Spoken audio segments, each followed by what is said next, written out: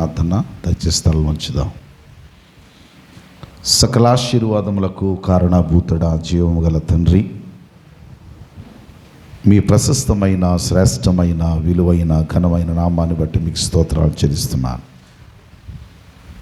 గడిచిన పునరుద్ధాన దినము నుండి పునరుద్ధాన దినం వరకు మీరు ఎక్కడ చోటున భద్రపరిచి, కాపాడి, సంరక్షించి దయగలిగిన నీ హస్తాలు చెంత మమ్మకు తోడై ఉన్న తండ్రి, మీకు స్తోత్రాలు. ఈ సమయమందు నీ సన్నిధిలో చేయబడిన ప్రార్థనల వైపు మీరున్నారు. పాడిన పాటలలో, స్తుతిగానాలలో మీరు తోడై ఉండి నడిపించి ఉన్నారు. వాక్యమును ధ్యానించటానికి సన్నద్ధమవుతున్నాము తండ్రి. నీ సన్నిధిలో మా హృదయాలు తెరిచి నీ వాక్యమునకు మేము చోటిచ్చి నీలో భద్రపరచబడి కృపను, ఆశీర్వాదమును, దయను కురిపించి నీ సన్నిధిలో మమ్మలను మాకు తోడై ఉండి నడిపించమని ప్రార్థిస్తున్నాను. చదవబడిన వాక్య భాగంలో నుండి లోతైన సత్యాలు మేము నేర్చుకునడానికి తగిన ఆలోచన, తగిన శక్తిని మీరే మాకు ప్రసాదించుమని, వాక్శక్తిని, ఆలోచన శక్తిని, జ్ఞానాన్ని, వివేకమును, బుద్ధిని, తెలివిని దయచేసి మమ్మల్ని మీ స్వాధీనములో, ఆధీనములో ఉంచి దయగల వాక్కు చేత నడిపించి భద్రపరచుమని, మేలు దయచేయమని, కృప చూపించుమని, విస్తరింపచేయమని, సర్వశక్తిగల మీ నామములో మీరు మాకు తోడి ఉన్న ప్రతి సందర్భాన్ని బట్టి మరొకసారి ప్రార్థిస్తూ ఇక ముందుకును తోడై ఉండి నడిపించి భద్రపరిచి మేలు దయచేయమని ఈ మనవులు మా ప్రభును ప్రియరక్షకుడైన యేసుక్రీస్తు వారి యొక్క ఘనమైన నామములో మిక్కిలి వినయముతో వేడుకొని ప్రార్థన చేయుచున్నాను మా ప్రియ పరలోకపు తండ్రి, ఆమేన్. దేవుని నామమున స్తుతిస్తున్నాను. మరొకసారి మత్తయి సువార్తలో 13వ అధ్యాయంలో 31వ వచనంలో రాయబడిన మాట మళ్ళీ చదువుదాం. ఆయన మరి యొక్క ఉపమానము వారితో చెప్పాను. పరలోక రాజ్యము ఒకడు తీసుకొని తన పొలములో విత్తిన ఆవగింజను పోలి ఉన్నది. చదువునానా. అది విత్తనములన్నిటిలో చిన్నదే గాని పెరిగినప్పుడు కూర మొక్కలన్నిటిలో పెద్దదై ఆకాశ పక్షులు వచ్చి దాని కొమ్మల యందు నివసించునంత చెట్టగును. చాలా జాగ్రత్త వినాలి ప్రియులారా. ఈ గత వారం మనం ఆలోచన చేసాం ఆవగింజలో ఉన్న ఆంతర్యం. గత వారం కాస్త స్పీడ్గానే ఆలోచన చేశాం, కానీ వచనము చిన్నదైన అద్భుతమైనటువంటి పాఠం అందులో దాగి ఉంది. మనసు పెట్టాలి ప్లీజ్.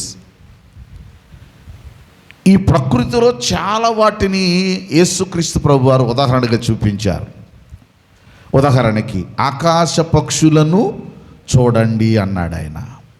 అడవి పువ్వులను చూడండి అంటే ఆకాశ పక్షి, అడవి పువ్వులు మానవునికి జ్ఞానాన్ని బోధిస్తున్నాయి అని తెలియజేసిన యేసు ప్రభు వారు ఇప్పుడు ఆవగింజను గురించినటువంటి ఆంతర్యాన్ని మన ముందు పెట్టారు. సర్వసాధారణంగా ఇది మనం చదువుతున్నప్పుడు కేవలం ఒక చిన్న వచనానికి కంపేర్ చేసుకుని వదిలేసాం. కానీ ఆవగింజ 3 ఆత్మీయమైన పాఠాలు నేర్పుతుంది. మనసు పెట్టాలి. అందులో గత వారం విన్నది ఏంటంటే ఆవగింజలో ఉన్న ఆంతర్యం ఏంటో తెలుసా? ఆవగింజ నువ్వు చూడడానికి చిన్నది, నీ కళ్ళ ముందే ఉన్నది, నువ్వు వాడుకునే వస్తువు, నీ వంటింట్లో ఉండేది, నీ వంటింట్లో ఉండి నువ్వు వాడుకునే ఆ చిన్నదైన వస్తువు దేనికి సాదృశ్యంగా ఉంది అని అంటే పరలోక రాజ్యమునకు సాదృశ్యంగా ఉన్నది. వినాలి మీరు. దేనికండి? పరలోక రాజ్యమునకు. అది ఎలాగుంది? అది సాదృశ్యంగా అని గత వారం కొన్ని మాటలు మనం జ్ఞాపకం చేసుకున్నాం. పరలోక రాజ్యమునకు సాదృశ్యంగా ఎలాగుంది అంటే అది చిన్నగానే ఉంది. మొదట చిన్నగా కనబడుతుంది. చూడండి దానిలో ఉన్నటువంటి లక్షణాల గురించి మార్కు సువార్తలో 4వ అధ్యాయం ఒకసారి అందరూ తెరవండి. మార్కు సువార్త 4వ అధ్యాయంలో గత వారం చెప్పినటువంటి మాటలు అందులో సంక్షిప్తమై ఉన్నాయి. మళ్ళా చదువుదాం. 4వ అధ్యాయము వచనం 31, 32 వచనాలు. 30వ వచనం, 31వ వచనం, 32వ వచనం. మరియు ఆయన ఇట్లైనను దేవుని రాజ్యమును ఎట్లు పోల్చెదను, ఏ ఉపమానముతో దానిని ఉపమించెదను, అది ఆవగింజను పోలి ఉన్నది. మనసు పెట్టాలి ప్లీజ్.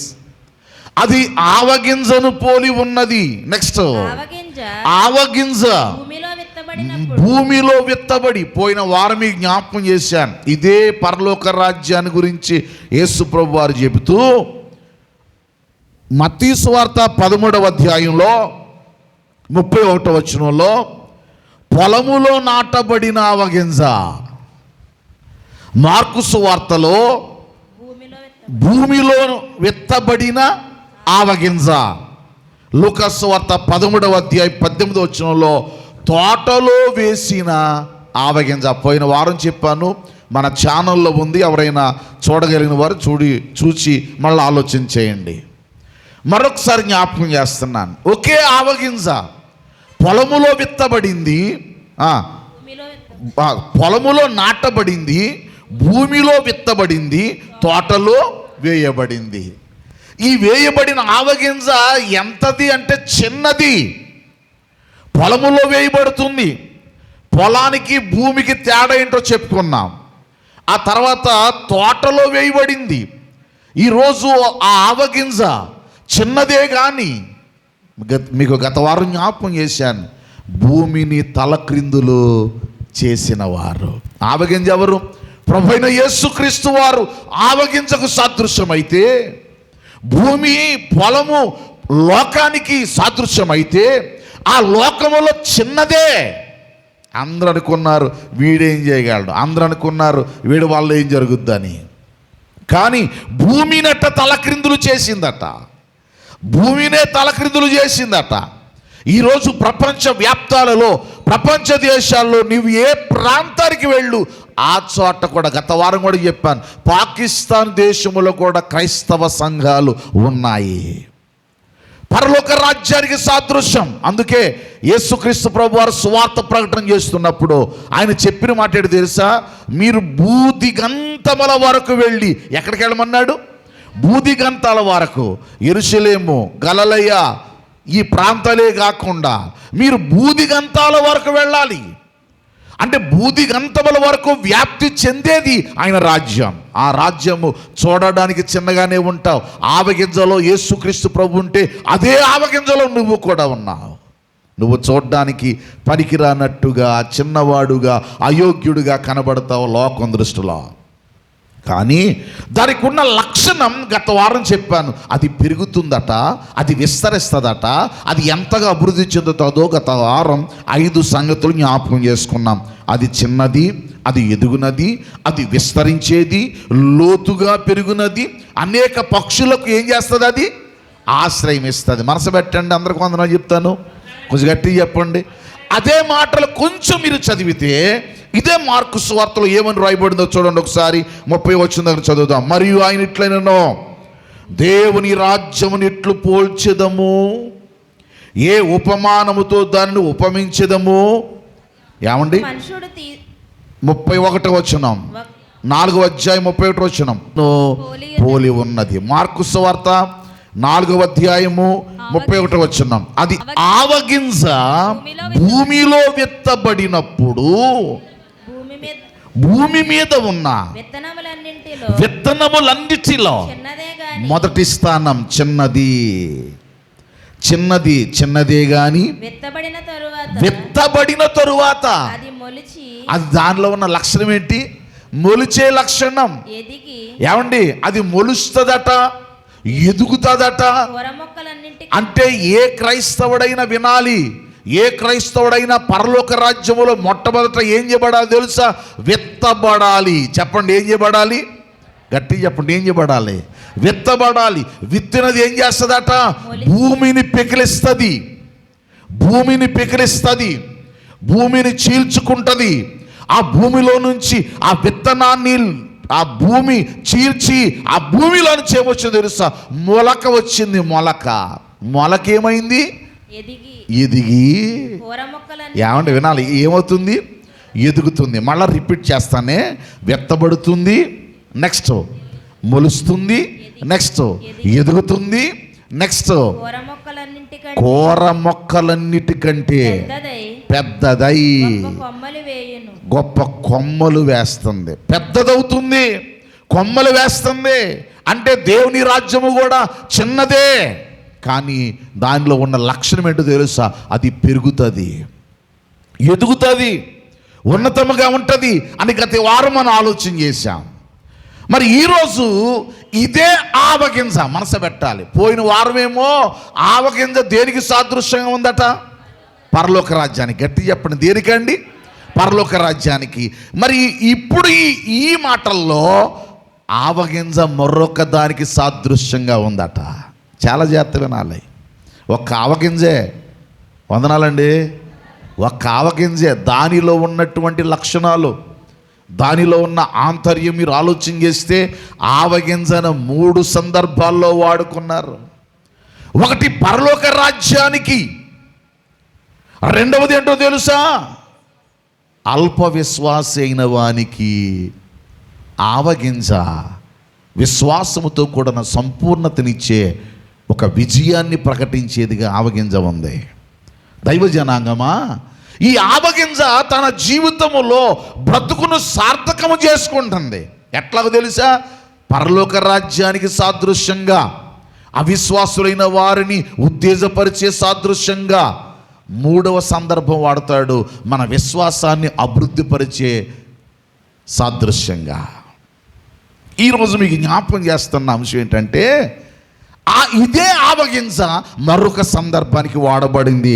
తెరవండి పరిశుద్ధ గ్రంథాన్ని తెరిచి మత్తయి సువార్త 17వ అధ్యాయం తెరుదాం. మత్తయి సువార్త 17వ అధ్యాయం. బైబిల్ ఉన్నవారు తెరవండి, పెన్ను ఉన్నవారు రాసుకోండి, చక్కగా మాటలు చూడడానికి ప్రయత్నం చేయండి. చదువుదాం, చూడండి ఒకసారి. 17వ అధ్యాయం 18వ వచనం. అంతటా యేసు 20 నుంచి చదివే నాన్న, 20 నుంచి చదివారా? అందుకాయన మీ అల్ప విశ్వాసము చేతనే మీకు ఆవగింజంత విశ్వాసం ఉండిన ఎడల ఈ కొండను చూచి ఎక్కడ నుండి అక్కడికి పొమ్మనగానే అది పోవును. మీకు అసాధ్యమైనది ఏదియూ ఉండదని నిశ్చయముగా మీతో చెప్పుచున్నానని వారితో నేను. బాగా వినండి, అందరికి వందనాలు. కొంచెం గట్టి చెప్పండరా. ఎందుకనంటే విన్నది ఏంటో తెలుసా? ఆవగింజ పరలోకానికి పోలికగా ఉంది. ఆవగింజ పరలోక రాజ్యాన్ని సాదృశ్యంగా చూపించింది. పరలోక రాజ్యం చిన్నదే, సంఘము చిన్నదే. మనకి పాత పాటల్లో ఒక అద్భుతమైన పాట, క్రైస్తవుడా సైనికుడా బలవంతుడా పరిశుద్ధుడా కదలిరావోయ్ నీవు కదలిరా. ఎంత అద్భుతంగా ఉండేయండి ఆ పాటలో, ఎంత అద్భుతంగా ఉండేవో. పాత పాటలు, మనం పాడుతున్న పాటలు, మనకు ప్రత్యేకమైన పుస్తకాలు కూడా ఉండేవి. దయచేసి వాటిని సంపాదించి మళ్ళీ ఆ పాటలు ప్రాక్టీస్ చేద్దాం. ఏమండి అంటే, క్రైస్తవుడా నీవు బలవంతుడివి కదలిరా. అదే పాటల్లో మరొక పాట, క్రైస్తవుండా కదలిరావయ్యా కలుషాత్ములకు యా సిలువ శక్తిని. అంటే క్రైస్తవుడా నీవు సామాన్యమైన వ్యక్తివి కాదు. ఒక్క మాట నేను చెప్పమంటారా, మనల్ని మనమే తక్కువ చేసుకుంటున్నాం. చాలాసార్లు మనమే తక్కువ చేసుకుంటున్నాం. మనం సామాన్యులం కాదండి, మన సామాన్యులం కాదు. నీ స్థాయి, నీ స్థానము, నీకున్న పరిస్థితి వేరు. మనం తక్కువ చేసుకోవద్దు. నువ్వు ఆవగింజతో చూడడానికి, ఆవగింజ పరలోక రాజ్యానికి ఎందుకు పోలి చేశాడు చెప్పనా? ఏమంటే అది ఎలాగుంటుంది? ఆవగింజ గుండ్రంగా ఉంటుంది, చిన్నగా గుండ్రంగా ఉంటుంది. ఒక పళ్ళెంలో మీరు పెట్టండి, అది ఏమవుద్ది? దొర్లిపోతుంది. దానిలో సంపూర్ణత ఉంది. ఆవగింజలో పరిపూర్ణమైన విశ్వాసం ఉంది. ఆవగింజ అది చిన్నదే చూడడానికి కానీ పిగిలింపగలిగినది. పరలోక రాజ్యానికి సాదృశ్యంగా వాడబడిందంటే దాని తలాంత ఏంటో మీకు తెలియాలి. అందుకే ఆవగింజ గురించి మాట ఎత్తుకున్నాడు గత వారం. పరలోక రాజ్యానికి సాదృశ్యంగా ఉంటే ఇప్పుడు దేనికి సాదృశ్యంగా ఉందట? మళ్ళా చూడండి 20వ వచనం. అందుకైన మీ అల్ప విశ్వాసము చేతనే మీరు ఆవగింజంత విశ్వాసం ఉండిన ఎడల ఇక్కడ నుండి అక్కడికి పొమ్మనగానే అది పోవును. దేని చూసి పొమ్మనగానే పోద్దే? కొండను చూసి కదండి. మళ్ళీ చదువుదామే. అందుకైనా మీ అల్ప విశ్వాసము చేతనే మీకు ఆవగింజంత విశ్వాసం ఉండిన ఎడల ఈ కొండను చూచి మనసు పెట్టండి రా. అందరికి వందనాలండి. కొంచెం గట్టి చెప్పండి. మరి ఎంతకాలం నుంచి మీరు 30 సంవత్సరాల నుంచి 25 సంవత్సరాల నుంచి 20 సంవత్సరాల నుంచి 10 సంవత్సరాల నుండి 5 సంవత్సరాల నుండి విశ్వాసమైన వారు ఉన్నారే. మీరు ఇక్కడ పాండవుల కొండ ఉంది, కోరుకొండ కొండ ఉంది, మనకు బోల్డ్ కొండలు కనపడుతున్నాయి. ఏ కొండైనా ఇలా లాగారా? ఇప్పుడు ఈ వాక్యం ఏమంటుందో తెలుసా? మీలో ఆవగింజంత విశ్వాసం ఉన్న ఎడల ఈ కొండను చూచి చెప్పాలి. వినాలి మీరు. దేన్ని చూచి? ఈ కొండను చూచి ఇక్కడ నుండి అక్కడికి పొమ్మనగానే అది కొండే పోద్దంట. అందుకని మనకు అడ్డొచ్చిన కొండ కొరకు ప్రార్థన చేస్తే పోయే కొండలవి కావు. ఇది దేనికి సాదృశ్యంగా చెప్తున్నారు ఆయన? అల్ప విశ్వాసులైన వారికి, అల్ప విశ్వాసముతో ఉన్న వారికి మనసు పెట్టాలి. ఏ వ్యక్తి అయితే అల్ప విశ్వాసముతో ఉంటారో ఆ అల్ప విశ్వాసులకు ఆయన చెబుతున్న మాట తెలుసా? మీలో ఆవగింజంత విశ్వాసం ఉన్న ఎడల. మళ్ళీ రిపీట్ చేస్తానే. పోయిన వారం ఆవగింజ దేనికి పోలిక చేయబడింది? పరలోక రాజ్యానికి. ఇప్పుడు మరలా ఆవగింజ దేనికి పోలిక చేయబడుతుంది? అల్ప విశ్వాసులైన వారిని పురికొల్పడానికి. అంటే నీలో ఆవగింజంత విశ్వాసం ఉంటే ఈ కొండను చూచి అక్కడికి పొమ్మంటే అది పోద్దంట. ఇంకొక మాట అంటాడండోయ్, మీరు ఆ కొండను చూసి సముద్రంలో పడిపోమంటే పడిపోద్దంట. ఏదండి? కొండ సముద్రంలో పడిపోద్దంట. ఎక్కువ తగ్గించండి, బేసి పెట్టినానా. కొండ సముద్రంలో పడిపోమంటే పడిపోద్దంట. కొండకుండే ఆ కొండను కూడా కదిలించగలిగిన విశ్వాసం అట్టండి. కొండను కూడా కదిలించగల విశ్వాసం అట్ట. కొండతో పోలిక చేశాడు ఆవగింజ. దేన్ని కదిలించగలదు చెప్పండి? దేన్ని కదిలించగలదు? కొండను కదిలించగలదు. మనసు పెట్టాలి మీరు. దేన్ని కదిలించగలదు? కొండను. ఇంతకీ సందర్భం ఏంటి అంటే 14 నుంచి చదువుదాం. వారు జనసమూహం వద్దకు వచ్చినప్పుడు ఒకడు ఆయన వద్దకు వచ్చి ఆయన ఎదుట మోకాళ్ళుని, ప్రభువా నా కుమారుని కరుణింపుము, వాడు చాంద్ర రోగి అయి మిక్కిలి బాధపడుచున్నాడు. ఏ రోగంతో ఉన్నాడట? చాంద్ర రోగముతో ఉన్నాడట. వాడుకున్న రోగం ఏంటంట? కింద వచ్చి చదువుదాం. ఎలాగనగా అగ్నిలోను. మౌతులు ఎట్టకూడదమ్మా. మళ్ళీ చదువు నాన్న. అగ్నిలోను నీళ్లలోను. సౌండ్ పెట్టినానా? అగ్నిలోను నీళ్లలోను. పేపర్ మారిపోయిందా? తరచుగా పడుచున్నాడట. వినాలి. వాడుకున్న రోగం ఏం పేరేంటి?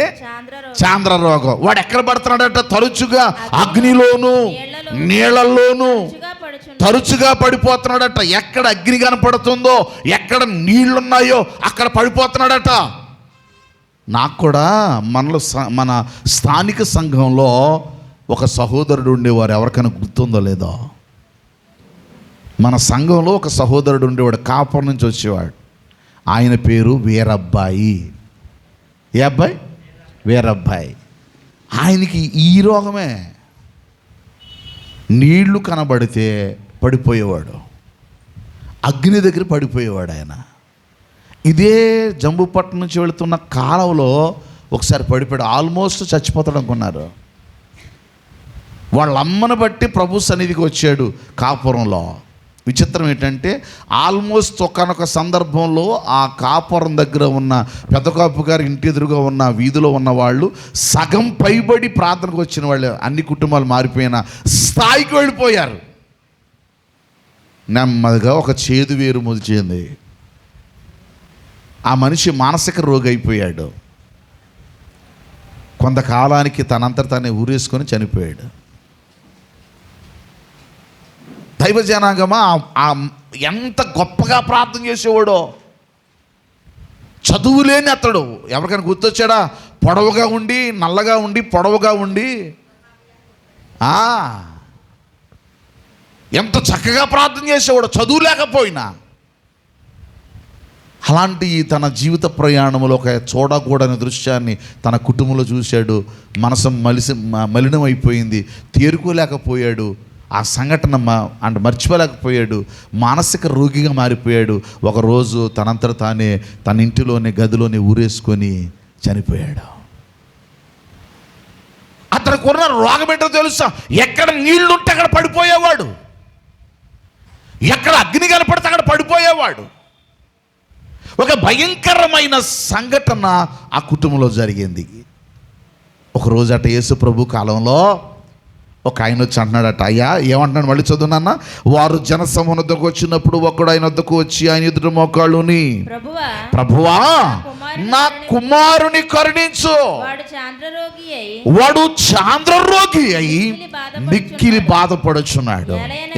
ఎలాగనగా అగ్నిలోను నీళ్లలోను తరచుగా పడిపోతున్నాడు. నీ శిష్యుల యొద్దకు వాడిని తీసుకొని వచ్చాను కానీ నీ శిష్యు దగ్గర తీసుకొచ్చానయ్యా, వాళ్ళు అసలు ఏమీ చేయలేకపోయారు. పైగా ఏమనుకోకుండా పొద్దున మొదలెట్టారట ప్రార్థన.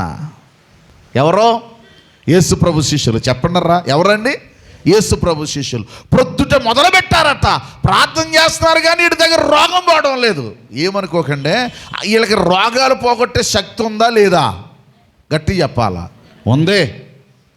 మత్తయి సువార్త 10వ అధ్యాయంలోనే ఆయన పంపిస్తున్నప్పుడే రోగుల మీద అధికారం ఇచ్చాడు. వాళ్ళకి మీరు రోగులను బాగు చేయండి అన్నాడు ఆయన. అధికారంతో పంపించారు. అధికారము కలిగి రోగాలు బాగు చేయగలిగిన సామర్థ్యము కలిగిన ఈ శిష్యులట ఆ చాంద్ర రోగముతో అగ్నిలో నీళ్లలో పడిపోతున్న వాడిని బాగు చేయడానికి ఎన్ని ప్రయత్నాలు చేసినా వాడు బాగుపడలేదట. అప్పుడు ఏం జరిగిందట? కింద వచ్చిన చదువుదాం. అందుకు యేసు విశ్వాసము లేని మూర్ఖతరము వారులారా, ఏమంటే వినాలి మీరు, విశ్వాసము లేని ఏ తరము వారులారా, మూర్ఖతరము వారులారా, నేను మీతో ఎంతకాలం ఉంటానో, ఎంతకాలం మిమ్మల్ని నేను సహిస్తానో, వారిని నా యొద్దకు తీసుకుని రమ్మని చెప్పి అంతటా యేసు ఆ దయ్యమును గద్దింపగా అది వానిని వదిలిపోయెను. అదండి.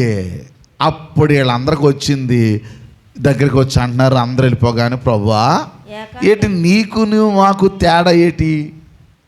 మేము ప్రొద్దు నుంచి ప్రార్థన చేసి మొదలు పెట్టినా కానీ దయ్యం బాలేదే.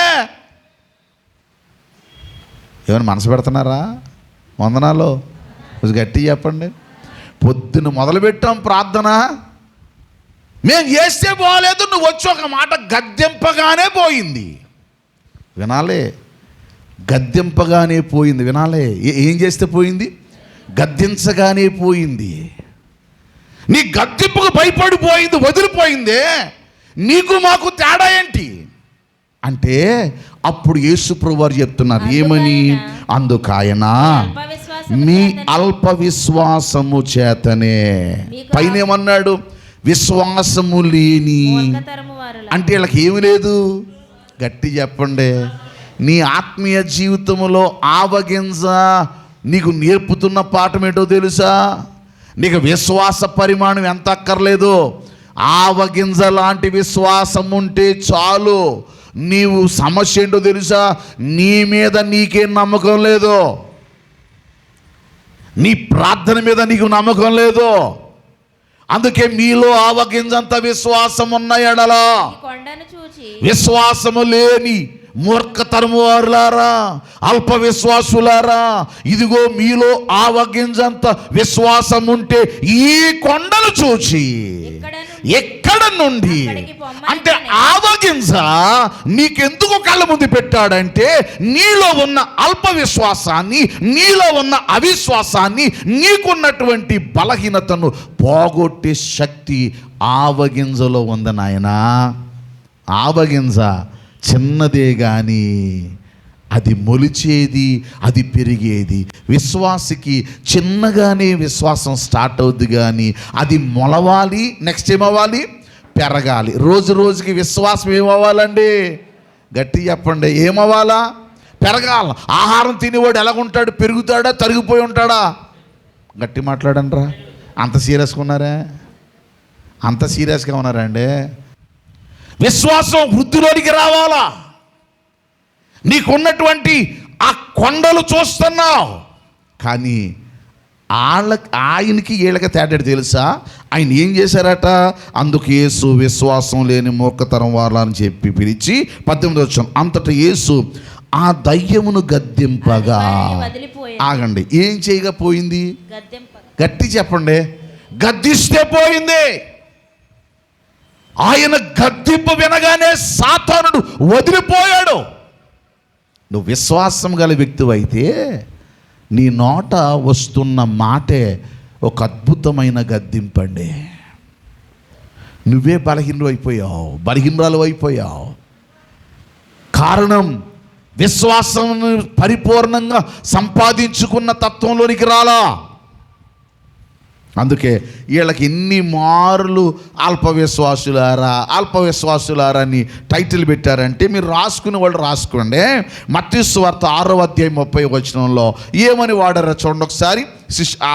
తన ప్రజల గురించి మాట్లాడుతూ ఆయన ఏమని మాట్లాడారో, నేడుండి రేపు పొయ్యిలో వేయబడు అడవి గడ్డిని దేవుడు ఇలాగు అలంకరించిన ఎడల, ఈ విశ్వాసులారా, రేపు ఎలాగుంటానో, రేపు ఏమైపోతానో, నా బ్రతకమైపోద్దో, ఏమైపోతుందండి? నమ్మకమైన నీ దేవుడు నెమ్మదినిచ్చును ప్రాణమా. నీకు భద్రత ఉంటుంది, నీకు ప్రొటెక్షన్ ఉంది. కానీ నీ అల్ప విశ్వాసం నీకున్న బలహీనతని నేను చేస్తుందో తెలుసా? కృంగదీసేసింది. నేను ఏమైపోతానో. ఏమవుతావు? సామెత ఉంది, నారు పోసినవాడు, గట్టిగా, నారు పోసినవాడు నీరు పోయిడా. ఇంతగా నిన్ను చేసుకున్న దేవుడు నేను విడిచిపెట్టే దేవుడా? ఇంతగా నిన్ను అభివృద్ధిలోకి తీసుకొచ్చిన దేవుడు, ఈ ఆకారం ఇచ్చి నడిపిస్తున్న దేవుడు నేను విడిచిపెట్టే దేవుడా? కొన్నిసార్లు మనకున్న అల్ప విశ్వాసం, మనకున్నటువంటి బలహీనత మన ఆత్మీయ జీవితంలో కృంగిపోయేలా చేస్తుంది. ఓడిపోతానన్న భయం, జయించలేనన్న భయం, నీ ఆందోళన నిన్ను కృంగదీసేసింది. వ్యాపారంలో ఉన్నావా, నలిగిపోతున్నావా, నీకు అభయమేంటో తెలుసా? నీ దేవుడు నేను విడిచిపెట్టే దేవుడు కాదు, కాకపోతే నీలో విశ్వాసం ఉండాలా. నేను బలపరిచే దేవుడు మర్చిపోయే దేవుడు కాదు. నిన్ను పిలుచుకున్న దేవుడు ఊరకనే విడిచిపెట్టడానికి పిలవలేదు. అందుకే భక్తులు పాడుకున్న పాటల్లో, నమ్మకమైన దేవుడవైనా నీవే చాలు యేసయ్యా, నీవే చాలయ్యా. నువ్వు ఎలాంటి దేవుడు అంటే నమ్మకమైన దేవుడవు. లోకం నన్ను విడిచిపెట్టవచ్చు, మనుషులు నన్ను విడిచిపెట్టవచ్చు, అందరూ నన్ను విడిచిపెట్టొచ్చేమో కానీ నీవు నన్ను విడిచిపెట్టే దేవుడవు కావు. నేనేమై ఉన్నా, ఏ స్థితిలో ఉన్నా, నాది ఎలాంటి స్థితి అయిపోయినా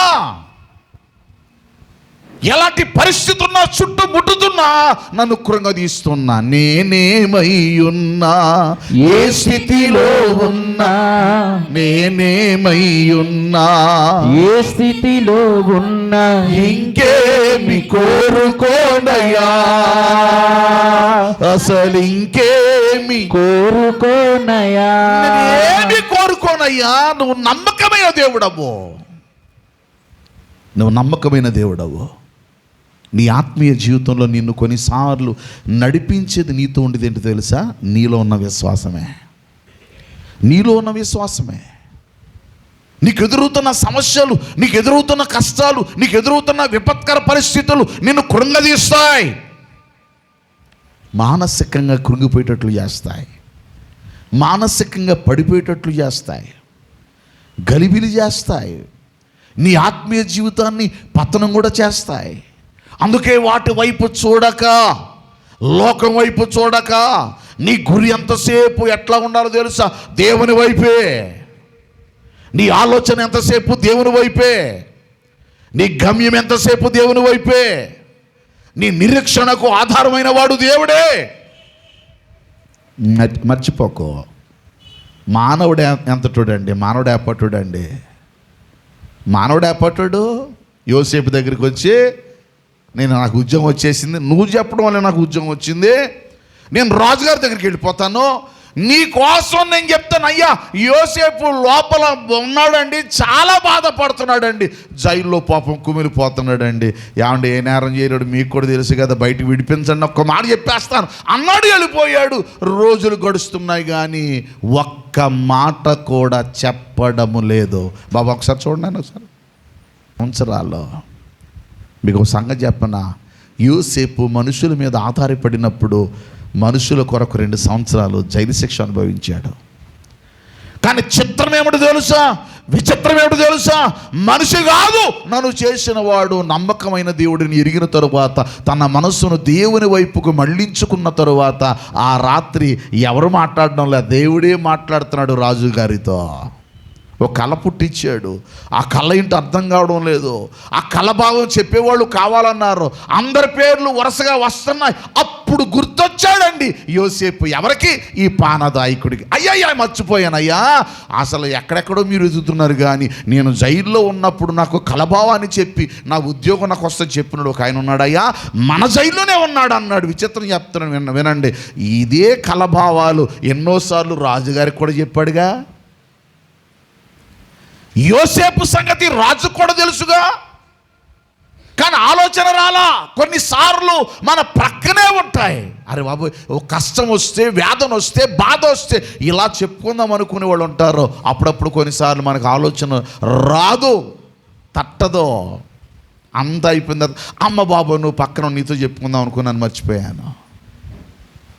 నీ ఆలోచన రాదు. ఎందుకు రాదు? ఒక్క మాట చెప్తానే. అప్పుడు నువ్వు ఆలోచించే శక్తిని కోల్పోయావు, నువ్వు తీసుకునే నిర్ణయం తీసుకునే శక్తిని కోల్పోయావు. నీకున్న శ్రమ నిన్ను ఆలోచింపజేయడంలా, నీకున్న అవిశ్వాసం నిన్ను కృంగదీస్తుంది. అందుకే నువ్వు ఆలోచించలేకపోతున్నావు. నీవు ఆలోచనతో ముందుకు వెళ్ళాలి. ఈ మాటలు చదువుదాం, చూడండి ఒకసారి, మళ్ళా చదువుదాం 18వ వచనంలో. అంతటా యేసు ఆ దయ్యమును గద్దింపగా దివానిని వదిలిపోయాను. ఆ గడియ నుండి ఆ చిన్నవాడు స్వస్థత పొందాను. 19వ వచనం. తరువాత శిష్యులు ఏకాంతంగా యేసు వద్దకు వచ్చి, మేమెందుచేత దానిని వెళ్ళగొట్టలేక పోతిమని అడిగిరి. ఏమండి, మేము ఎందుకు చేయలేకపోయాం? మేము ఎందుకు వెళ్ళగొట్టలేకపోయాం? ఆ తలుపు కాస్త బయట తిన్నాను ఎవరైనా? అందుకు ఆయన, ఇంకా కొంచెం గట్టిగా, అందుకు ఆయన మధ్యలో ఏం పెట్టాడు? ఒక అడ్డుగీత పెట్టాడు. అప్పుడు ఎలా చదవాలి? అందుకు ఆయన మీ అల్ప విశ్వాసము చేతనే. అది కాన్సెప్ట్. మీ అల్ప విశ్వాసము చేతనే అంటే కోపంగా మాట్లాడా? ప్రేమ అంటే మామూలుగా నెమ్మదిగా మాట్లాడుతున్నాడా? కోపంగా. మీ అల్ప విశ్వాసం చేతనే. మీలో ఆవగింజంత విశ్వాసం ఉన్న ఎడల ఈ కొండను చూచి, ఏమండి ఎక్కడటండి? ఈ కొండను చూచి ఎక్కడ నుండి అక్కడకు పొమ్మనగానే అది పోవును. మీకు అసాధ్యమైనది ఏది అందరూ నాతో చెప్పండి, మీకు సౌండ్ పెంచి, మీకు ఇంకా సౌండ్ పెంచి, మీకు అసాధ్యమైనది ఏదియో నుండదని నిశ్చయముగా మీతో చెప్పుచున్నాను. అంటే ఇప్పుడు ఆవగింజ నీకు ఏం చెప్తుంది? ఆవగింజ నీకు అసాధ్యమైనది ఏది లేదు అనే సత్యాన్ని నీకు బోధిస్తుంది. మళ్ళీ రిపీట్ చేస్తా. పోయిన వారం ఏం చెప్పింది ఆవగింజ? పరలోక రాజ్యానికి నేను సాదృశ్యం అని చెప్పింది. ఇప్పుడేం చెప్తుంది? అయ్యా నేను చిన్నగానే ఉన్నాను, కానీ నాకున్నంత విశ్వాసం నీకుంటే, నా కొలత ఉన్నంత విశ్వాసం నీకుంటే, నీకు అసాధ్యమైనది ఏది చెప్పాలా? ఏది లేదా?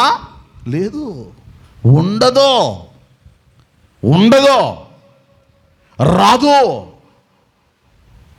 దైవ జనాంగమా, కొండనగానే ఎత్తుగా నీకు కనిపించే పర్వతాలు కాదు, కొండనగానే నీకు ఎదురుగా కనపడుతున్న కొండను చూసి నువ్వు ప్రార్థన చేసి, ప్రభువా ఈ కొండను పక్క జరుపునైనా, మాకు అడ్డుగా ఉంది తండ్రి, ఇది లేపైనాయన అంటే కొండ పోదు. ఆ కొండ దేనికి సాదృశ్యం? నీలో ఉన్న విశ్వాసం ఆ కొండను బట్టి ఎలాగూ జయించగలదో. ఒక చక్కని మాట జ్ఞాపకం చేస్తాను. జకర్యా గ్రంథం తెరవండి.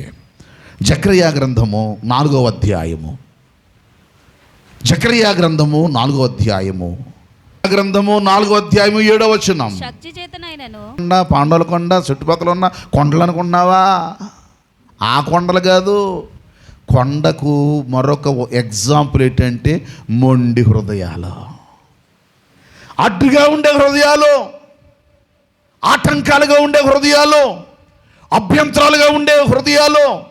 దైవ జనాంగమా, నీవు సిలువ చెంతకు చేరావు, ప్రభువైన యేసుక్రీస్తునికి వచ్చావు, ప్రభువైన యేసుక్రీస్తును ధరించుకున్నావు, ప్రభువైన యేసుక్రీస్తులో బ్రతుకుతున్నావు. నీ గురి, నీ ఆలోచన ప్రభువైన యేసుక్రీస్తే. నీకు ఆయన తప్ప మరి ఎవరు కూడా కనపడడానికి వీలు లేదు. నువ్వు ఎలాంటి సమస్య అయినా నీవు సమస్య వైపు చూడకు, నీ యేసయ్య వైపు చూడు. నీ కష్టం వైపు చూడకు, యేసయ్య వైపు చూడు. నీ అవమానాల వైపు చూడకు, యేసయ్య వైపు చూడు. ఒకటే నీ గురి, నాలో ఉన్నవాడు లోకములో ఉన్నవాని కంటే గొప్పవాడు. నా సమస్య చూచి నేను కృంగిపోతున్నాను, నా కష్టాలు చూచి నేను కృంగిపోతున్నాను. అల్ప విశ్వాసులారా, ఏమని సంబోధిస్తున్నాడు వీళ్ళని? అల్ప విశ్వాసులారా, మీకు ఎందుకు చేయలేకపోయారంటే, మీకు 2 పదాలు ఉన్నాయి పైన. మీకు విశ్వాసము లేదు. ఎందుకు లేదు? నన్ను క్షమించండి, ఏమనుకోకండి. వందనం చెప్పండి గట్టిగా, ఇంకా గట్టి చెప్పండి. ఎందుకు లేదు? మీరు మూర్ఖత్వంలో ఉన్నారు. ఇలాగంటే మీరు నా వైపు సీరియస్ చూస్తారని స్లోగా చెప్తున్నాను, ఏమనుకోకండి. మూర్ఖుడని ఎవరిని అంటారండి? ఇక మీ సీరియస్ వీడు ఎవడు మాట ఏంటండి అంటారే. వీళ్ళు కూడా ఏంటో తెలుసా? వీళ్ళు అనుకున్నారు, పొద్దున మొదలుపెట్టారు. ఇంకో మాట కూడా చెప్తాను, ఏమనుకోకండి ప్లీజ్. వందనాలండి, కొంచెం గట్టి చెప్పండి. ఇంకో సందర్భం ఉంది, యాస్టీజ్ ఇలాంటి సందర్భమే. ఇదే మార్కు సువార్తలో రాయబడింది. అది కూడా తెరవండి ఒకసారి. మార్కు సువార్త, మార్కు సువార్తలో నేను ఎంతకాలం మీతో ఉంటానో, ఎంతవరకు నేను మిమ్మల్ని సహిస్తానో, వాడిని నా యొద్దకు తీసుకురండి అని చెప్పి చెప్పక తీసుకొని వచ్చిరి. దయ్యము ఆయనను చూడగానే వానిని, ఇందాకేం చదివాను, ఇందాకేం చదివాం? మీకు ఏమి గుర్తుందా? ఏ రోగం అని చదివాం? గట్టి చెప్పండి. సాంద్ర రోగం. సాంద్ర రోగానికి ఉన్న లక్షణం ఏంటట? నీళ్ళల్లోనూ, చెప్పండరా, అగ్నిలోనూ తరచు ఏం చేస్తట? వీడిని నాశనము చెయ్యాలని పడగొడుతుందట. నీళ్లు కనపడితే వాడు కంగారు పడిపోతున్నాడట. అగ్ని కనపడితే కంగారు పడిపోతున్నాడు. అగ్నికి నీళ్లకు విలవిలలాడిపోతున్నాడట. అందుకని మార్కర్ ఎలా రాశారు తెలుసా? మళ్ళీ చదువుదాం. వారిని తీసుకుని వచ్చింది. దయ్యము ఆయనను చూడగానే వారిని విలవిలలాడించెను గనుక నేలపడి నురుగు కార్చుకొనుచు పొర్లాడుచుండెను. వినండి, అందరికి వందనాలు. కొంచెం గట్టి చెప్పండి. నేలపడి ఏమైపోయాడు? మళ్ళీ చదువుతాను, మళ్ళీ చదువుతాం. నేలపడి నురుగు కార్చుకొని నేల పడిపోయాడు, నురగ కక్కుకుంటున్నాడు, పొరులాడుతున్నాడు, అంటే అటు ఇటు దొరుకుతున్నాడు. ఇప్పుడు ప్రభు అంటాడు, అప్పుడు ఆయన ఇది వీనికి సంభవించి ఎంత కాలమైనదని వాని తండ్రిని అడుగగా అతడు బాల్యము నుండియే, అండర్లైన్ చేయండి, అది వాని నాశనము చేయవలనని. ఇప్పుడు కొండేంటి? నాశనం. అక్కడ కొండేంటి? మొండితనం. అక్కడ కొండేంటి? మూర్ఖత్వం. ఏమనుకోకండి ప్లీజ్, మీరు సీరియస్గా చూడకుండా ఉందని చెప్పేయండి, మనసారా చెప్పేయండి. ఆత్మీయుడవైతే కొండలను కూడా కదిలిస్తావు, బండలను కదిలిస్తావు. కానీ నీలో ఉన్న అవిశ్వాసం, నీలో ఉన్న అల్ప విశ్వాసం, నీలో ఉన్నటువంటి బలహీనత. గత కాలంలో ఒక అద్భుతమైన పాఠం చెప్పాను మీకు. అతి విశ్వాసం, అల్ప విశ్వాసం, అవిశ్వాసం, ఆకరణ విశ్వాసం. సమస్యలు ఉంటాయా? సమస్య లేకపోతే నీ టాలెంట్ ఎక్కడ కనపడుద్ది? సంవత్సరం అంతా మాస్టర్ విద్యాభ్యాసం నేర్పించి పిల్లలకి ఏం పెట్టాడు? పరీక్ష. ఎందుకు పరీక్ష? పిల్లవాడి గొప్పతనం తెలియాలంటే ఏం రాయాలి? గట్టి చెప్పండి, పరీక్ష రాయాలి. పరీక్ష రాయాలి. టాలెంట్ కనపడింది, వీడి జ్ఞానం కనపడింది. నీ ఆత్మీయ జీవితంలో కూడా నువ్వు పరీక్షించబడుతున్నావు. ఆ పరీక్షల్లో నువ్వు నిలబడాలంటే ఆత్మీయ జీవితాన్ని కట్టుకోవాలి కదా, జాగ్రత్తగా కట్టుకోవాలి కదా. లోకం మామూలుది కాదు కదా, సామాన్యమైనది కాదు కదా. మన ఆత్మీయులం అండి, మన ఆత్మీయులం. మన జీవితంలో శ్రమలకు సమస్యలకు తావు లేకుండా దేవుడు నడిపిస్తున్న దేవుడు. మన ఆత్మీయులమైతే మన మనస్సుని ఎలా ఉంటుందో తెలుసా అండి? ఆయన మీద ఆధారపడి మనసు కలిగిన వాళ్ళు ఎలా ఉంటాం తెలుసా? ఆయన కొరకు తగతగలాడిపోతామండి, పరితపించిపోతాం, ఆయన కొరకు నిలబడతాం. ఇది ఆత్మీయుల లక్షణం, ఆత్మీయుల మనస్తత్వం. అందుకే దేవుడు నీ స్థితిని మార్చాడు. నీ ముఖంలో, నీ శరీరములో, నీ ఆకారములో ఒక దైవత్వం కనబడేటట్లుగా చేశాడు. ఎక్కడికి వెళ్ళినా నిన్ను ఎవరైనా అభినందిస్తున్నారంటే, దైవికంగా చూడగలుగుతున్నారంటే దానికి గల కారణం ఏంటో తెలుసా? సామెత ఉంది కదండి, ఒక్కో ముఖం చూస్తేనంట పెట్టాలనిపిస్తుందట, ఒక్కో ముఖం చూస్తే కొట్టాలనిపిస్తుందట. ముఖం చూడగానే పెట్టాలనిపిస్తుంది, ముఖం చూడగానే అంటే నువ్వేం చేయాలన్నా నీ ఆత్మీయ స్థితిని బట్టే కదా ఉండేది. నీ ఆత్మీయ స్థితిని బట్టే కదా. నీ ఆత్మీయమైన ఈ స్థితిలో, నీ ప్రయాణంలో గలిబిలైపోతావు కొన్నిసార్లు కదో. వీడికి అదే జరిగింది. అందుకని ఏమంటాడు చూడండి, ఈ మాటలు చదువుతున్నాను, ప్రాముఖ్యంగా చదవండి దయచేసి. ఏం చేసిందట? తరచు వాడిని ఏం చేసింది? వాని వెలవెలలాడించెను గనుక వాడు నేలపడి. 22 నాన్న, అది వాని నాశనం చేయవలన తరచుగా అగ్నిలో నీళ్లను పడద్రోయును. ఏళ్ళేమంటారు తెలుసా? ఏమైనాను నీ వలనైతే మా మీద ఏం పడి కనికరపడి మాకు సహాయం చేయమనేను. అందుకు యేసు, అండర్లైన్ చేసుకోండి, మార్కు గారు ఎంత ఘాటుగా రాశాడు. ఇప్పుడు కొండ అని అక్కడ ఆయన సింపుల్గా చెప్పాడు. ఆ కొండేటో తెలుసా? నమ్ముట నీ వలనైతే నమ్మువానికి సమస్తమును సాధ్యమే. ఏమంటే నమ్మువానికి ఏంటి? సమస్తమును సాధ్యమే. ఏది? నమ్ముట నీ వలనైతే నమ్మువానికి సమస్తము సాధ్యమే.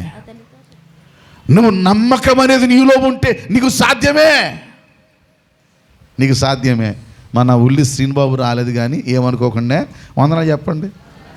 వాళ్ళ సతీమణికి భయంకరమైన బలహీనత.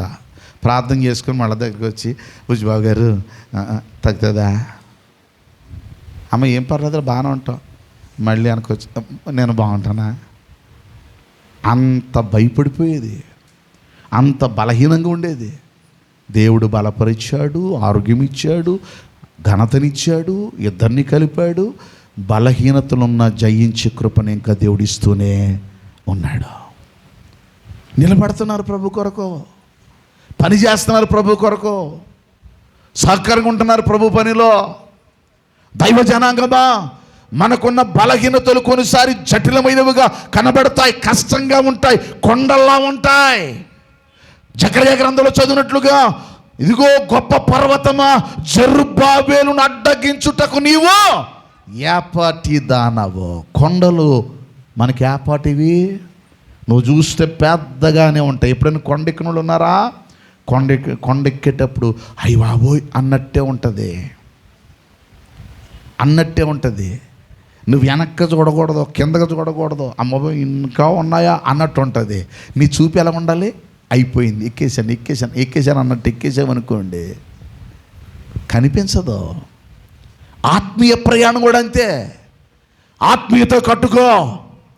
కొండల్లాంటి సమస్యలు ఉన్నాయి, జటిలమైన సమస్యలు ఉన్నాయి. ఈ కొండ దేనికి సాదృశ్యమో తెలుసా? లోకానికి సాదృశ్యం. ఈ కొండ దేనికి సాదృశ్యమో తెలుసా? నీ ఆత్మీయ జీవితానికి, లోకానికి మధ్య నీకు సాదృశ్యంగా కనబడుతుంది. కొండలు ఇప్పుడు లోకములో ఉన్నంతసేపు నీకు ఏది కనిపించదు. ఇప్పుడు దేవునిలోనికి వచ్చావు, ఇప్పుడు నీకు ప్రతిదీ కొండల్లాగే కనబడతాయి. నేను జయించగలనా అనుకుంటావు, నేను ఓడిపోతానేమో అనుకుంటావు, నేను పడిపోతానేమో అనుకుంటావు. దైవ జనాంగమా, నా ప్రభు అయిన యేసుక్రీస్తు ఆవగింజలోంచి నేర్పుతున్న పాఠం ఏంటో తెలుసా? నమ్ముట నీ వలన అయితే నమ్మువానికి సమస్తము సాధ్యమని చెప్పి వెంటనే ఆ చిన్నవాని తండ్రి,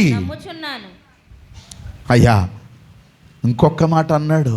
నాకు అపనమ్మకము ఎంత గొప్ప, ఆడికి ఎంత మనసు వచ్చేసిందండి. అయ్యా ఇంతవరకు నీ మాటలు వినకపోవడమేమో కానీ ఇప్పుడు నీ మాట విన్నాను, నాకు అపనమ్మకం ఉండకుండా సహాయము చెయ్యి. అదే కొండ. ఏంటది?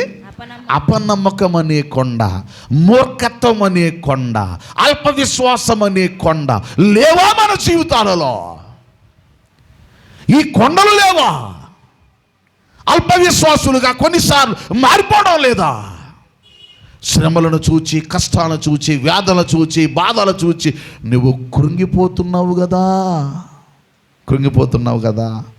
అందుకే నీ ఆత్మీయ జీవితాన్ని గురించి ఆలోచించు. ఏంటి కొండలో? సమస్యలు.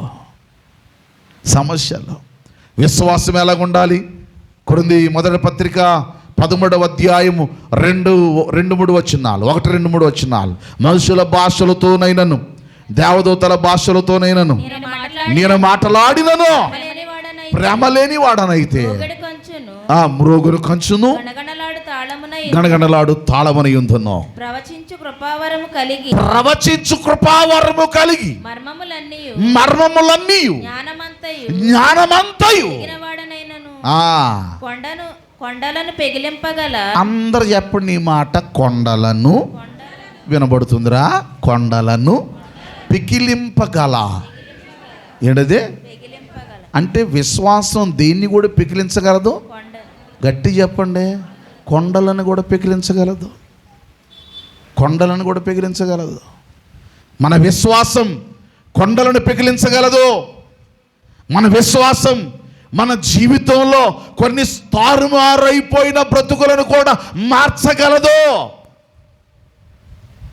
ఆశలు లేని మన జీవితాలలో, నిరాశల వలయాల్లో బ్రతుకుతున్న మన జీవితాలలో, నలిగిపోయిన మన జీవితాలలో, పడిపోయిన మన జీవితాలలో, చెడిపోయిన మన జీవితాలలో బాగు చేయగలిగిన సామర్థ్యం మన విశ్వాసానికే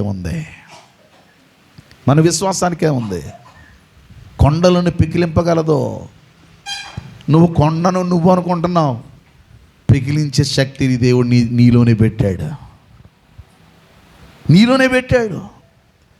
పికిలించగల విశ్వాసం నీలో ఉంటే అది ఎంతటి అంటే ఒక్క మాట చెప్పమంటారా?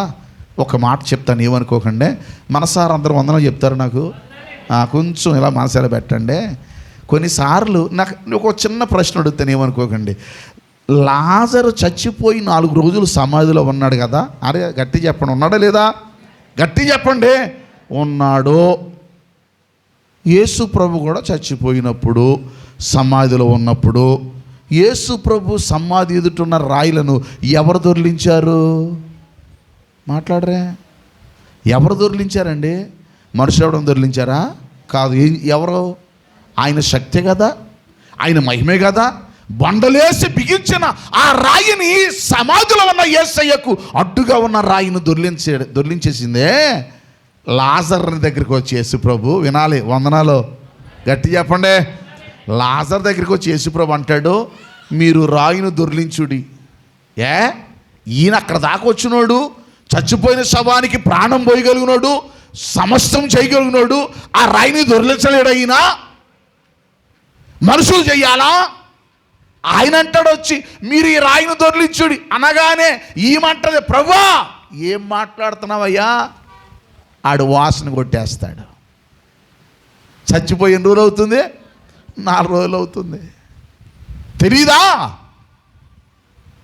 యేసయ్యకు చేయలేడా కార్యం? కొన్నిసార్లు మనం చేసే పనులు మనం చేయాలి, దేవుడు చేసే పనులు దేవుడు చేస్తాడు. దేవుడు ఏం చేశాడు? చచ్చిపోయి సమాధిలో ఉంచబడి 4 దినాలై కుళ్ళు కొట్టుకు వాసన కొట్టబోతున్న శరీరములో జీవాన్ని ఆయన పోయగలిగిన దేవుడు మనుషుని పిలిచి అంటాడు, ఈ రాయిని మీరు దొర్లించుడి. ఏళ్ళొచ్చి రాయి దొర్లిస్తే దేవుడు కార్యం చేశాడు. చెప్పాలి, ఏం చేశాడు? ఆయన జీవాన్ని పోశాడు. కొన్నిసార్లు నీవే రాయిలు దొర్లించుకోవాలా? దేవుడు నీలో జీవాన్ని పోస్తాడు. రాయిలు కూడా దొర్లించగలడు.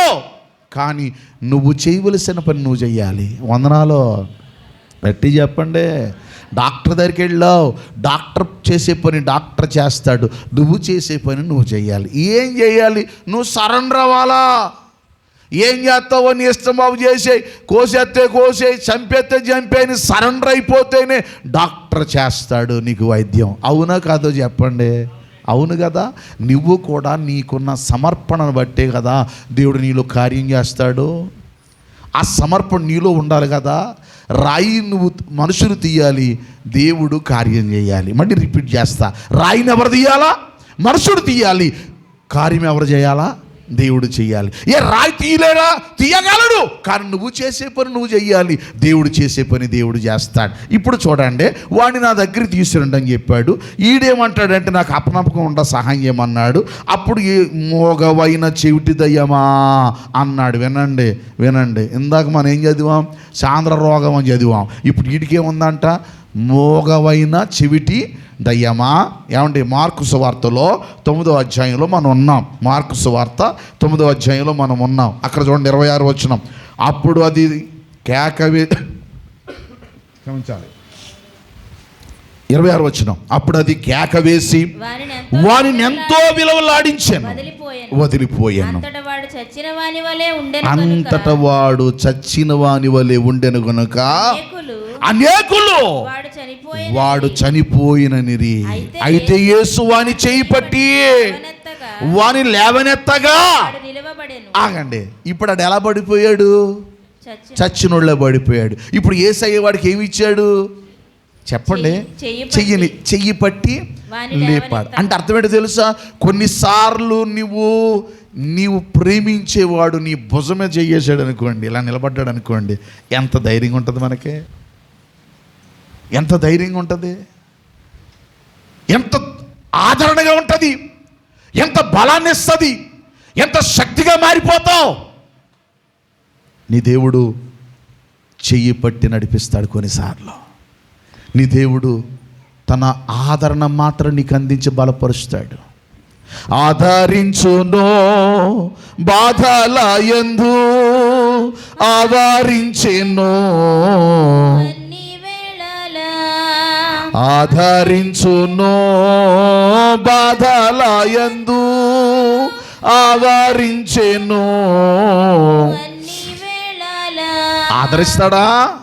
ఆదరిస్తాడండి, ఆదరిస్తాడు. ఇప్పుడు అర్పించేదనో హృదయమునో క్రీస్తేసుని పాద సన్నిధి. నా హృదయాన్ని నీ పాదాల దగ్గర తీసుకొచ్చి పెడతానయ్యా, నీకు అర్పిస్తానయ్యా. నువ్వు అర్పిస్తే, నువ్వు చేయగల పని నువ్వు చేస్తే దేవుడు చేసే పని దేవుడు చేస్తాడు. నువ్వు చేయగల కార్యాలు నువ్వు చేయగలిగితే నీ పక్షముగా దేవుడు చేసే కార్యాలు దేవుడు చేస్తాడు. నిన్ను అనాథులుగా విడిచిపెట్టే దేవుడు కాడు. నిలబడు, కష్టమైనా నిలబడు, నష్టమైనా నిలబడు. ఏదేమైనా నువ్వు నీ ఇష్టమే ప్రభువా, నన్ను బ్రతికించినా చంపేసినా నీవే శరణ్యమయ్యా, నన్ను కాపాడేదైనా విడిచిపెట్టడమైనా నీ చేతులుందయ్యా. నువ్వు అవకాశం ఇస్తే బ్రతుకుతాను, అవకాశం లేకపోతే నీ దగ్గరికి వచ్చేస్తాను. మీరు ఎప్పుడేం చేశారు లేదు ఈ ప్రార్థన? నా జీవితంలో చాలాసార్లు చేశాను. నన్ను వదిలేస్తావా అడుగుతాను దేవుణ్ణి. నన్ను విడిచిపెట్టేస్తావా? నన్ను వదిలేస్తావా? నాకు నువ్వు తప్ప ఎవరున్నారాయా? నీ శరణ్యం తప్ప నాకు ఏముందయ్యా? నా దగ్గర ఏముందని నేను నిలబడ్డాను. ఏముందని ఈరోజు నా జీవితాన్ని ఇలా నడిపిస్తున్నావు? ఎంతగా నన్ను కాపాడావు కదా, వదిలేస్తావా? నన్ను జ్ఞాపకం చేసుకోవా? ఒకవేళ దోషాలు ఉన్నాయేమో, నువ్వు కనిపెడితే చూస్తే నేను నిలబడగలనా? నన్ను ఆదరించవా? ఎన్నో మార్లు నా ఆత్మీయ జీవితంలో ప్రార్థన చేసిన దినాలు ఉన్నాయి ప్రియులారా. మీకు ఇదే మాట చెప్తున్నాను. నీకు ఇప్పుడు కష్టంగా ఉండొచ్చు, నువ్వు కొండల్లాంటి శ్రమలలో నువ్వు ఉండొచ్చు, నువ్వు నలిగిపోతూ కనబడవచ్చు. ఆపదలు, శ్రమలు, బాధలు, కష్టాలు ఇవన్నీ నీకు కొండల్లాగా ఎత్తుగా పెరిగిపోయి ఉండొచ్చు. ఏ దారి నాకు కనపడలేదు అనిపించవచ్చు, నా బ్రతుకేమైపోతా అనుకోవచ్చు. కానీ నీ దేవుడు నాడే, ఆయన నేను విడిచిపెట్టే దేవుడు కాదనే సంగతి మర్చిపోకు. విడిచిపెట్టే దేవుడు కాదు, నేను బలపరిచే దేవుడు, నిన్ను స్థిరపరిచే దేవుడు, నీ జీవితాన్ని ఉన్నతముగా కట్టే దేవుడు. కొన్నిసార్లు నువ్వు కృంగిపోతున్నావేమో, వీడి దగ్గరికి తీసుకొచ్చి ఇక్కడ ఒక అద్భుతమైన మాట అక్కడేమంటాడు తెలుసా? రిపీట్ చేయను. అక్కడేమంటాడు తెలుసా? నీవు ఈ కొండను చూచి అంటాడు. ఇక్కడేమంటాడు తెలుసా? ప్రార్థన వలననే కానీ మరి దేని వలనైనాను ఈ విధమైనది వదిలిపోవుట అసాధ్యం. అక్కడేమంటాడు? నీకు అసాధ్యమైనది ఏది లేదు అంటాడు. ఇక్కడేమంటాడు తెలుసా? నీకు అసాధ్యమైనది ఏది ఉండదు. ఎప్పుడు ప్రార్థన నీలో ఉన్నప్పుడు, విశ్వాసం నీలో ఉన్నప్పుడు, ప్రార్థన విశ్వాసం కలిగి నువ్వు ప్రార్థిస్తూ విశ్వాసముతో దేవుని దగ్గర ఉన్నప్పుడు నీకు అసాధ్యమైనది ఏది రాదు, లేదు, ఉండదు ప్రియులారా. ఆ మాటలే గుర్తు చేస్తున్నాడు. ముగింపులోకి వస్తున్నా, మనసు పెట్టండి. ఈ కొండను చూచి అన్నాడు. కొండనగానే పైకి కనపడే కొండలు కాదు, నీ హృదయంలో పేరుకుపోయిన కొన్ని కొండలు ఉన్నాయి. కొండలేంటో తెలుసా? సమస్యలోనే కొండలు. కొండలేంటో తెలుసా? వ్యాధులనే కొండలు. కొండలేంటో తెలుసా? అనారోగ్యమనే కొండలు. కొండలేంటో తెలుసా? అప్పులనే కొండలు. కొండలేంటో తెలుసా? సమాధానము లేని కొండలు. సమాధానం లేని కొండలు. ఈ మాట నేను చెప్పాలి కాబట్టి చెప్తున్నాను, దయచేసి నన్ను మన్నించండి. నాకు రాత్రి చాలాసేపు నిద్ర పట్ల. ఎక్కడ తగ్గిపోతావో, నీకు సమస్య వచ్చినప్పుడు ఎక్కడ తగ్గించుకుంటావో అక్కడే కదండి, అక్కడే కదా మన ప్రేమలు కనిపించేవి, ఆత్మీయత కనిపించేది, విశ్వాసం కనపడేది, మన జీవితం కనిపించేది అక్కడే కదండి. కొండలను పెకిలింపగల విశ్వాసం. ఏ విశ్వాసం అట? కొండలను ఏం చేస్తుంది? చెప్పాలి, ఏం చేస్తుంది? పెకిలిస్తుందట. నాకు నచ్చిన పదం ఏంటో తెలుసా?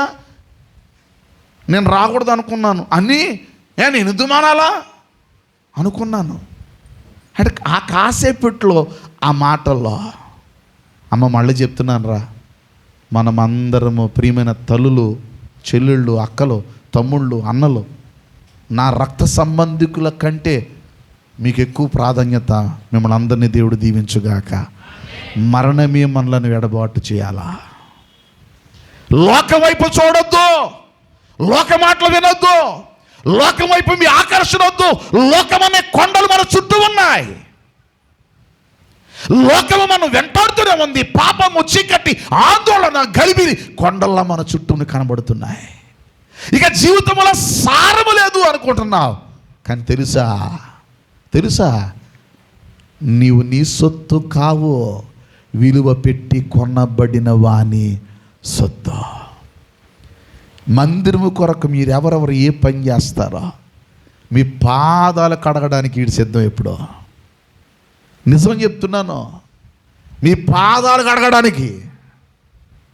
ఏమంటే నాకు ఏ రోజు నాకు దేవుడు లోటు ఇవ్వలేదండి, ఏ రోజు లోటు ఇవ్వలేదు. ఏ రోజు నా గౌరవానికి దేవుడు భంగం కలిగించలా.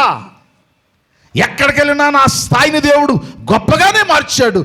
ఇదంత కారణం ఎవరో తెలుసా? మీరు చేసిన ప్రార్థనలండి. మీరు చేసిన ప్రార్థనలు, మీరు నా పట్ల చూపిన ప్రేమ. మీకు వేవేలకు రుణపడి ఉంటాను. దేవుడు మిమ్మల్ని దీవించుగాక. అందుకే మన మధ్య విభేదాలు రానివ్వద్దు, అవకాశం ఎవరికి ఇవ్వద్దు, ఏ దుష్ట సంబంధమైన మాటకు చోటివ్వద్దు, దేని గురించి ఆలోచించొద్దు. మీకు తెలుసో తెలియదో, నేను వినను, నేను అనను, రెండు నా దగ్గర దేవుడు ఇచ్చాడు. నేను వినను, నేను అనను. వినను అన్ను, డైరెక్ట్గా మీ దగ్గరికే వస్తాను. మీ కాళ్ళు పట్టుకోవడానికైనా సిద్ధం. మామూలు బంధాలు కాదు. మా అమ్మ బ్రతికినంత కాలంలో నేను ప్రార్థన టైంకి వచ్చేవాడిని, లేకపోతే నన్ను చూడడానికి మా అమ్మ వచ్చేదేమో, కానీ నేను అసలు వచ్చేవాడిని కాదు. ఖాళీ ఉండేదే కాదు, ఇక్కడ ఖాళీ ఉండేది కాదు. మా అమ్మ లేదు. ఇక్కడ అమ్మ లేని వాళ్ళు చాలామంది ఉన్నారు. నాకు అక్కలేని వారు, చెల్లెలైన వారు.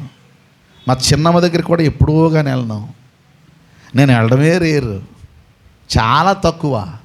మా కుటుంబాలతో అందరితో కలిసి ఉండడం చాలా తక్కువ. ప్రేమ లేక కాదు, వాళ్ళందరినీ సమస్య వచ్చినా, కష్టం వచ్చినా, ఏదొచ్చినా కలపాలనుకునేది నేనే. వాళ్ళందరూ బాగుండాలని కోరుకునేది నేనే. మీకు తెలుసా, మా పెద్దొద్దని ఇప్పుడు మరణముతో పోరాటం చేస్తుంది. తన బ్లడ్ పడిపోతుంది మానసికంగా. ఇప్పటికీ 2 ఆపరేషన్లు అయిపోయినాయి. మరొక ఆపరేషన్ చేస్తే ఆమె ఎలా ఉంటుందో కూడా తెలియదు. తన మరణంతో పోరాటం చేస్తుంది, కష్టంలో ఉంది. ప్రార్థన చేయండి దయచేసి. దేవుడు ఆ బిడ్డకు స్వస్థత ఇచ్చుగాక. దైవ జనాంగమా, మళ్ళీ కోరుతున్నాను. కొండలు ఉంటాయి, అగాధాలు ఉంటాయి, సమస్యలు ఉంటాయి, కష్టాలు ఉంటాయి, వేదనలు ఉంటాయి, బాధలు ఉంటాయి. నేను చెప్తున్నాను, మరణమే మనల్ని వేరు చేయాలా, మరణమే మనల్ని వేరు చేయాలి. మన బంధాలు తెంపుకుంటూ తెగిపోయేవి కావు. ఈ కొండల్లాంటి సమస్యలు నీ చుట్టూ కనబడుతున్నప్పుడు గలిబిలు కావద్దు, గలిబిలు కావద్దు. ఒక్కసారి నేను కనబడకపోతే వేదన పడుతున్న వాళ్ళందరూ ఇక్కడ ఉన్నారు. మీరు కనబడపోతే కూడా వేదన పడే మనసు నాదే. మర్చిపోకండి. మన మధ్య బాండ్ అంటే ఈ ప్రేమనిచ్చిన వాడు ఎవరండి? గట్టి చెప్పండి. దేవుడే కదా, దేవుడే కదా. ఆ ప్రేమను మరవద్దు. అందుకే మార్క్స్ వార్త 11వ అధ్యాయంలోకి వచ్చాను, ముగింపులోకి వస్తున్నాను నేను. మార్క్స్ వార్త 11వ అధ్యాయం 22వ వచనం. మార్క్స్ వార్త 11:22. అందుకు యేసు వారితో ఇట్లా నేను అక్కడేమన్నాడు? మీ అల్ప విశ్వాసము చేతనే అన్న ఆయన. ఇప్పుడు ఏమన్నాడు తెలుసా వాళ్ళతోటి? మీరు దేవుని యందు ఏముంచుడి? విశ్వాసముంచుడి. ఎవడైనానో ఈ కొండను చూచి నువ్వు ఎత్తబడి సముద్రములో పడవేయుదుమని చెప్పి తన మనస్సులో, అది కొండేంటో తెలుసా? మనస్సులో ఉండే సందేహం. కొండేంటో తెలుసా? విశ్వాసం లేని మూర్ఖత్వం. కొండేంటో తెలుసా? అల్ప విశ్వాసం. కొండేంటో తెలుసా?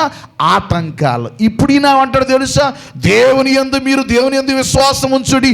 ఎవడైనా ఈ కొండను చూచి నువ్వు ఎత్తబడి సముద్రములో పడవేయబడుమని చెప్పి తన మనస్సులో సందేహింపకుండిన ఎడలా తాను చెప్పినది జరుగునని నమ్మిన ఎడలా వాడు చెప్పినది జరుగునని మీతో నిశ్చయముగా చెప్పుచున్నాను. గట్టి చెప్పండి. చెప్పినది ఏమవుద్ది? నిశ్చయముగా జరుగును అని కింద ఏం చెప్పాడు? నేను చదువుతున్నానా? అందరూ నాతో చెప్పండి. కింద ఏం చెప్పాడంటే ఆయన 24 వచనం. అందుచేత వినబడింది కదా నాకు. అందుచేత ఇంకా కొంచెం వినబడుతుంది నాకు. అందుచేత ప్రార్థన చేయునప్పుడు మీరు అడుగుచున్న వాటినెల్లను పొంది ఉన్నామని నమ్ముడి.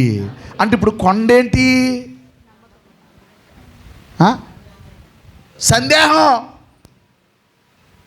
అర్థం కాలేదా? మనలో ఉన్న కొండ ఏంటి? సందేహం.